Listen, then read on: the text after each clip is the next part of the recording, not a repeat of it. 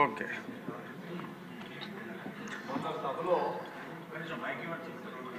అదే ఇచ్చారు. మొన్న సభలో నేను ప్రస్తావించిన కొన్ని విషయాలు అపార్థాలకు దారితీసిందనే అభిప్రాయం కలిగింది. కాబట్టి సంబంధిత విషయాలను రికార్డు నుంచి తొలగించవలసిందిగా కోరుతున్నాను.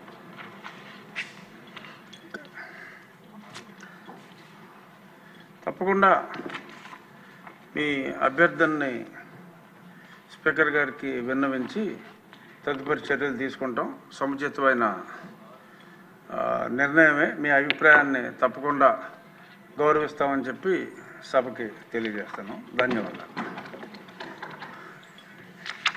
ఇప్పుడు 0 అవర్ సార్. నిన్న 50 మంది మాట్లాడారు, అయినా మళ్ళీ చాలా పేర్లు ఇచ్చేశారు. నిన్న అవకాశం వచ్చిన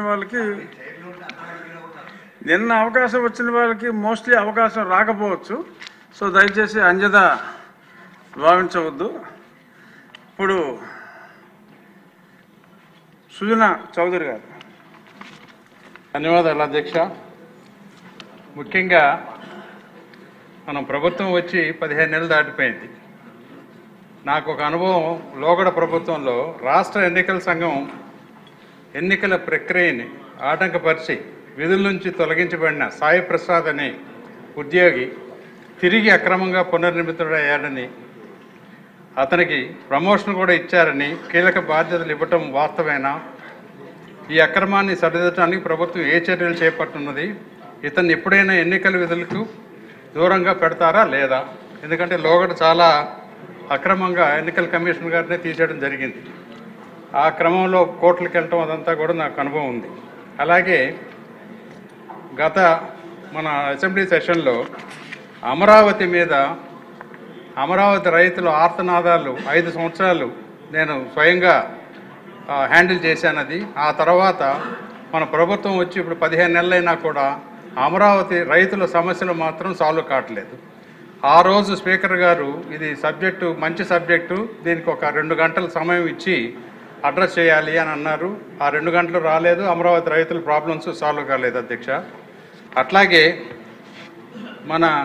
ఇంతకుముందు మనం మాట్లాడిన సబ్జెక్టులే రిషికొండ ప్యాలెస్ గురించి అనేక విధాలుగా మాట్లాడాం. 26,000 రూపాయలు స్క్వేర్ ఫీట్ అన్నారు, 30,000 అన్నారు. కానీ దాన్ని అసలు రిషికొండని ఎన్వైర్మెంటల్గా ఎన్నో తప్పులు చేశారు గత ప్రభుత్వం. దాని మీద నేను స్పీకర్ గారికి విపులంగా, ఎందుకంటే అసెంబ్లీలో టేకప్ చేయట్లేదు, యాక్షన్ తీసుకోవట్లేదు, సమాధానాలు రావట్లేదు. కాబట్టి ప్రభుత్వం వచ్చి 15 నెలలైనా కూడా నేను స్పీకర్ గారికి 3 పేజీల ఉత్తరం రాశాను. దాని మీద కూడా అట్లీస్ట్ ఇప్పుడైనా ఒక చర్య తీసుకొని, ఎందుకంటే మనం కొత్త కూటమి ప్రభుత్వం వచ్చినా కూడా పాత ప్రభుత్వం వల్ల ఆఫీసర్లు కానీ చర్యలు కానీ అన్నీ కూడా అలాగే జరుగుతూ ఉన్నాయని ఈ సభాముఖంగా ఒకసారి తెలియపరుస్తూ సెలవు తీసుకుంటాం. కొలుకుపూడి శ్రీనివాస్ గారు.